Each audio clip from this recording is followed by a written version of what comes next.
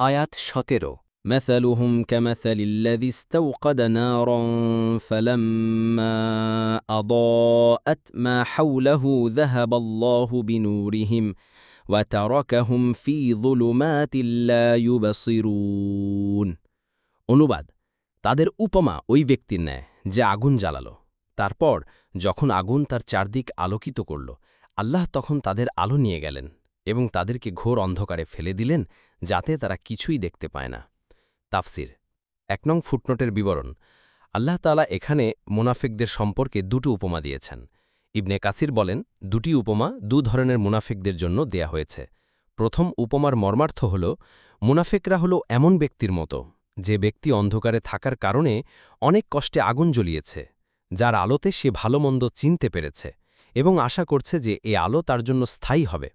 ইতোমধ্যে আল্লাহ তার কাছ থেকে সে আলো নিয়ে গেলেন ফলে সে অন্ধকারে হিমশিম খেতে লাগল যতটুকু আলো পেয়েছিল তাও চলে গেল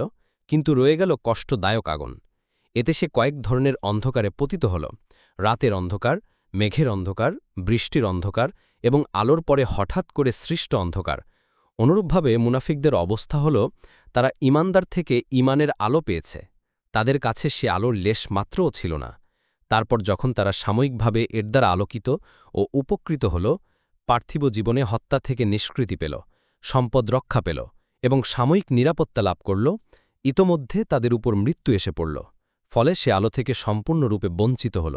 তাদের উপর আপতিত হল যাবতীয় দুঃখ দুর্দশা চিন্তা ও শাস্তি এতে করে সে কয়েক ধরনের অন্ধকারে পতিত হল কবরের অন্ধকার কুফরির অন্ধকার নিফাকের অন্ধকার গুনাহের অন্ধকার সর্বোপরি জাহান্নামের অন্ধকার যে অন্ধকার থেকে তার কোনো মুক্তি নেই তাফসিরা সাদি আতা বলেন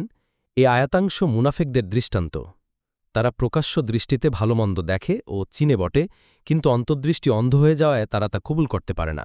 ইবনে জায়েদ বলেন তারা যখন ঈমান আনল তাদের অন্তরে ঈমানের আলো জ্বলল যেভাবে আগুন জ্বালালে চারদিকে আলোকিত হয় ঠিক সেভাবে এরপর যখন তারা কাফের হয়ে গেল তখন আল্লাহ তাদের ঈমানের নূর বিলুপ্ত করে দিলেন যেখানে আগুন নিভে গেলে আলো চলে যায় ফলে তারা অন্ধকারে ডুবে গিয়ে কিছুই দেখতে পেল না